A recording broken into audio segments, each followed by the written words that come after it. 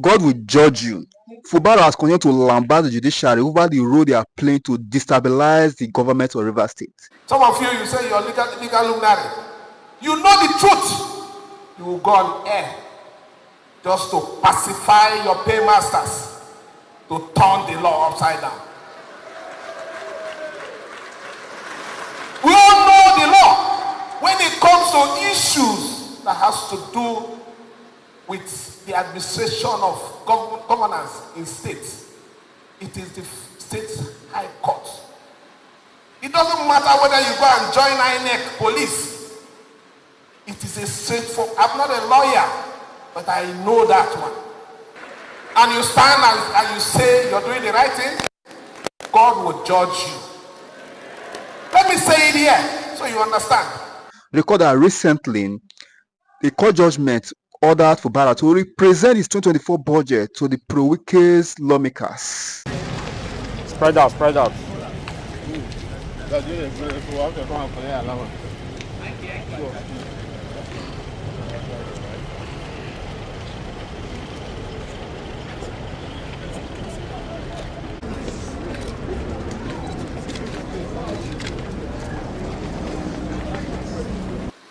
We know quite all right that a good number of you have been threatened by way of phone calls and even physical assault. We are also aware that some of you have also been threatened professionally through petitions that are fake and frivolous. But one thing you need to understand is you must be persecuted when you're doing the right thing. And those of you who are doing the right thing, that have been fought from all sides, be courageous. Very soon, this whole thing will be over. Nothing lasts forever. In fact, I need the program. I want to read something. Let me have the program. The first hymn, processional hymn, he said, God is working his purpose out as years succeeds years. God is working his purpose out, and the time is drawing near. I don't know who chose it, but for a purpose. Nearer and nearer draws the time that shall surely be. You need to walk with faith. That time shall surely be. What we are praying for in this country is institutional strength and not individual strength. Institutional strength is the only thing that will bring development in this country. If I'm a businessman, I'm coming into Nigeria to invest. Why will I invest when what I'm saying today, the institutions are weak and individuals are stronger than institutions? Some of you, you say you're legal luminary. You know the truth. You will go on air just to pacify your paymasters, to turn the law upside down. We all know the law. When it comes to issues that has to do with the administration of governance in states, it is the state high court. It doesn't matter whether you go and join INEC police. It is a straightforward. I'm not a lawyer, but I know that one. And you stand and you say you're doing the right thing, God will judge you. Let me say it here so you understand. Judges, you are the that we are seeing. Your position is to stand and defend us. Your position is to look at whoever and tell the person the truth. Because if you don't do it here, you have a big question to answer. The preacher said it. Every evil done in the course of administrative justice, you will pay for it dearly. Look at what today, the up and downs in this state. When everybody knows that whatever we're getting from that end, I don't want to call their name, are but judgment. Everybody knows. But I'm not bothered about it. Like the word said here, it will come to an end. Surely. So let me thank you for your support. More will come. They will attack you in several ways. But be strong. As a government, I have never called any of you to do what is wrong. I always preach, stand on the side of truth. This state belongs to every one of us. It is not about Fubara today. If this institution is destroyed, when another person comes in tomorrow, it's the same thing that will happen. We need to stand and defend it. And you are the right people to do it. I'm here today to assure you that even if I have my last breath, I will defend the justice in this state.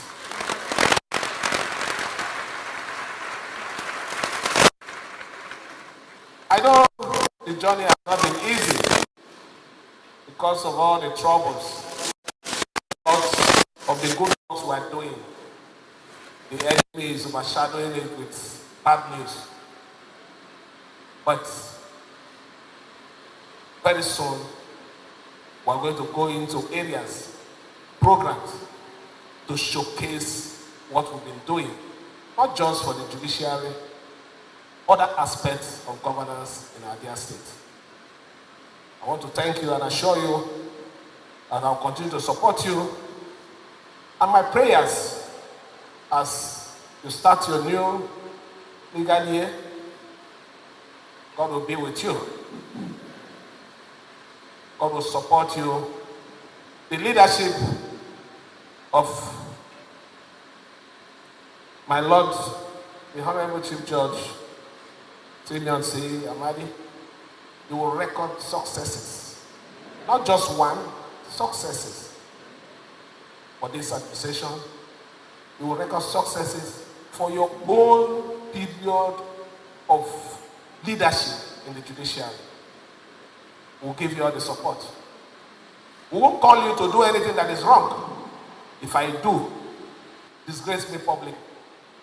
Likewise, if they call you, be bold enough to tell the world that they have called me, I will not do it.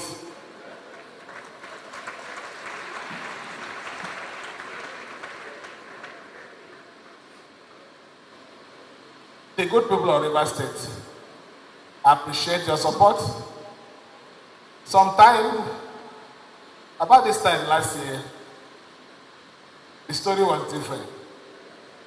But today, we are smiling because we have what, even if you put all of them together, they don't have. We have God. And when God is in your business, no matter the level of gang up, there is no way you can be defeated. And it is that God that will put our trust on, and He will lead us to the end and even further. In Jesus' name.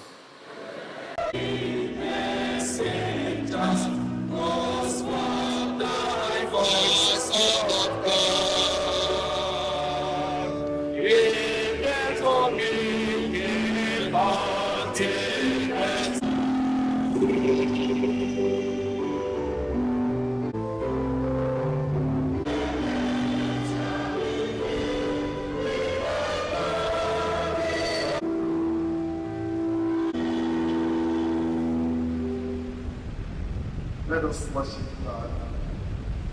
Offer Him praise and thanksgiving to hear and receive His holy word.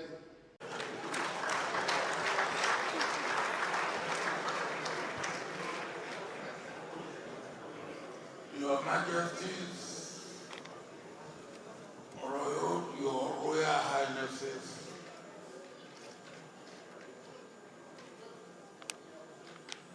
members of the National Assembly that are here, members of State Assembly, members of the National Executive Council that are here, members of State Assembly, State Executives that are here, distinguished ladies and gentlemen.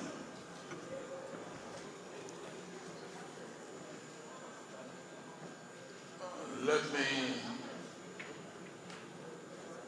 start by congratulating Mike and his family, but particularly his wife, for this occasion.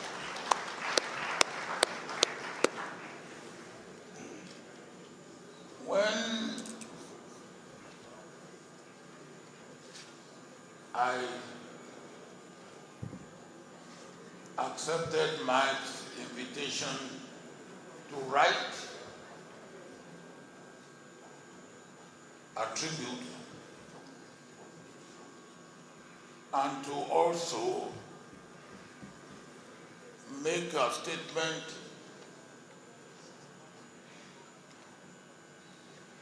in a video, I thought my job was done. I didn't realize that he will ask me to be chairman, because when I realized that my brother and colleague, President Goodluck Jonathan, was coming, I thought he will be made the chairman of this occasion. But when I was called, then I decided we have got two chairmen for this occasion.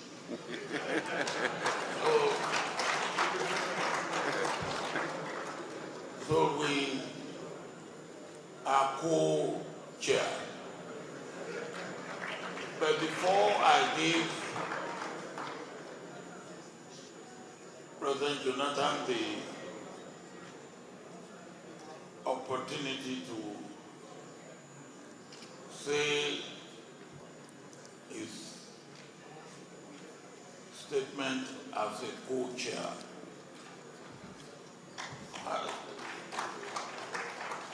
I have 2 or 3 words to describe Mike. And the first one is that he's an extraordinary man. Extraordinary man. And I thought I would live by that until yesterday I was out. And when I was coming back home, a friend of mine called and said, "Where will you be tomorrow?" And I said, "Tomorrow I will be attending a double ceremony for a friend who is celebrating his birthday and who also at the same time is presenting 50 books." And he said, "Who is that friend?" I mentioned his name, Mike. Oh, and his reaction was, "Oh, he's one of those radicals." So I thought that, well, I've said this man is an extraordinary man. When my friend said he's one of those radicals, I did not know what to say. So when I got home, I took my dictionary because I don't know whether I will want to tell Mike that he has been described as a radical, or whether I will not. So I took my dictionary, and of course, dictionary never lies. It will tell you. So I look at the word radical, and it says a person who advocates thorough or complete political or social change. Ah, I like that.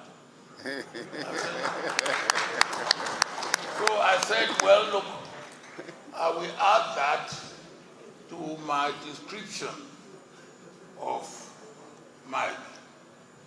Mike is a person, and I also add a little bit of mine to the dictionary definition.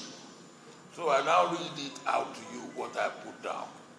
Mike is a person who advocates thorough or complete political or social change with conviction, courage, and integrity. And that is the man that we have come to honor. Mike, happy birthday and more grace to your elbow. You can go, sir. I'm not going. Thank you, Your Excellency. In fact, President Obasanjo described me as a younger brother. He's my father, not his younger brother. And he's somebody I admire so much, even before I got into politics. So thank you, sir, for giving me this opportunity. You have brought me to speak at this time. I would have been made to speak maybe towards the last. And you have now upgraded me. The earlier the better. You have upgraded me to be a co-chair. Thank you so much. So as a co-chair, the chairman has already said what we should say. I wouldn't want to belabor the issues. And more so, like President Obasanjo said, I wrote the foreword of one of the books. And I also made the brief remarks in the video that maybe they will play on the multimedia, so on. So I may not even want to talk about mine because I made some statements, especially on the video. But looking at the titles of the 50 books, then you realize that mine is more than even being a radical. Because if you look at the various titles, cut across almost all spheres of life, political science, law, history, biography, philosophy, health, etc., etc. Is writing like the philosophers of old, in those days when knowledge was not compartmentalized. And one philosopher can talk across a sphere of knowledge, and that is mine. We thank God for creating people like you that can educate our children and continue to do your work. Well, because Mike is a very senior lawyer, so I know so many senior lawyers are here, both at the bar and the bench. So in such occasions, we only use such platforms to plead, especially those of us who are into the political environment, that the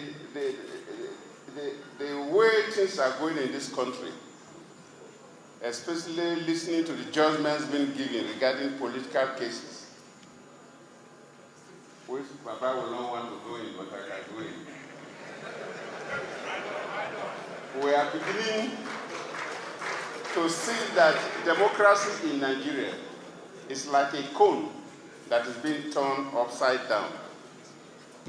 And if a cone, and you turn it upside down, and the top that's supposed to be big, even if it's little roundish, and you manage to stand it, it cannot be so stable. The slightest perturbation, it will fall. And when I listen to senior lawyers like Olisa Agbakuba, who was making comments on some Supreme Court judgments, I felt very sad that the country had got into that level. Our plea is that if democracy will endure,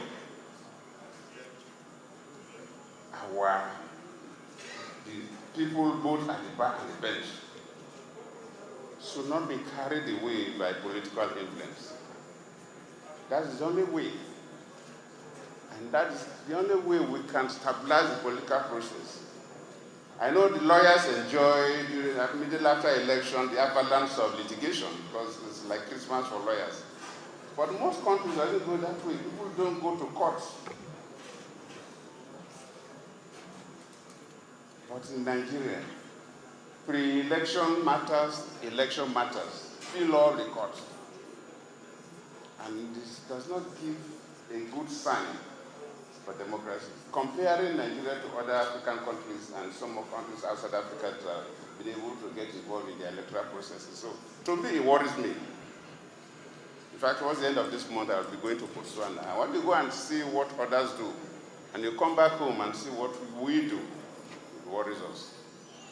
There is a particular judgment that has been haunting, and I need to mention that, luckily I'm not a lawyer, I'm saying that from a layman view, most very senior lawyers are here, that really turn the cone upside down. And if the courts don't really look into this and rectify it, it will create so much instability in the political system that it could affect all of us. Even those who claim to have succeeded, their victory song will not last long because we will all be victims.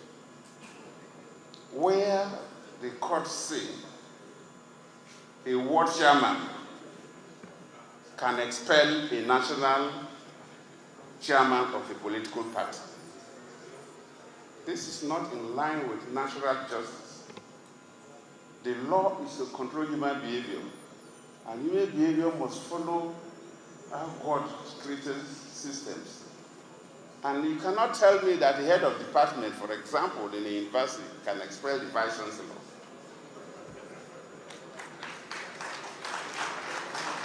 So how can the Nigerian law tell me that a ward chairman can expel a national officer of a political party?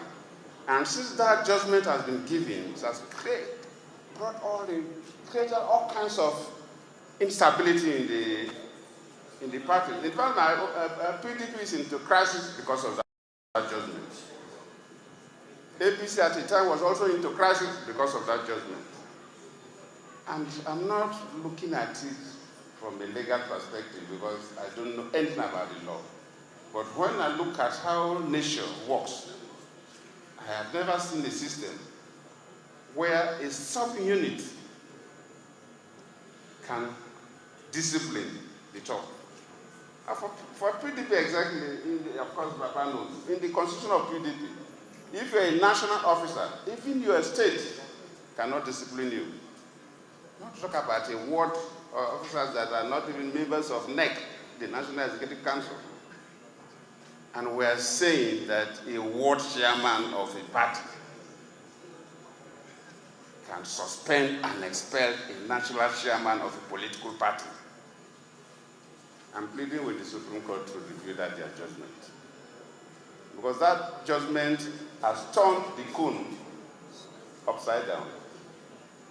And the political process, the democracy is wobbling. I don't want to go more, but let me just use this as an example. Papa, thank you for bringing me. Let me join you to congratulate Mike Ozakome, the wife, and the family for this 67th birthday celebration. And let me also, as the co-chair that I've been promoted to, thank all of you for coming to celebrate this family and celebrate this man that has made significant impact in the growth of Nigeria, especially his struggles for good governance and the political leadership. I thank you all. Thank you.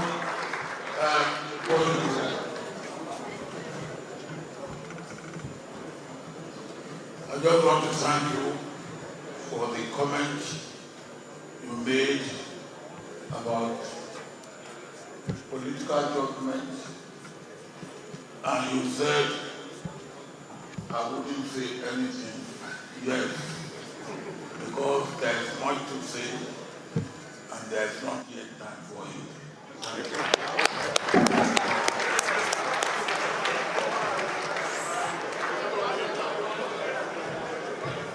Please a round of applause for our living heroes. Please a round of applause for our living heroes, former presidents of the Federal Republic of Nigeria, Chief Olusegun Aremu Obasanjo and Dr. Goodluck Ebele Jonathan, GCFR. In a gathering like this, when the elders speak, we all listen. And we do not expect anything less. These individuals that have been privileged to serve this country have given a lot to this country. And when This may be the reason why the governor is currently lambasting the judiciary, adding that despite the fact they know what is right, they climb under the law to dish out judgments that are contrary to the true state of affairs. The governor has also applauded those legal luminaries who are doing what is right across the nation. Of course, you know that where there are bad eggs, good eggs also exist.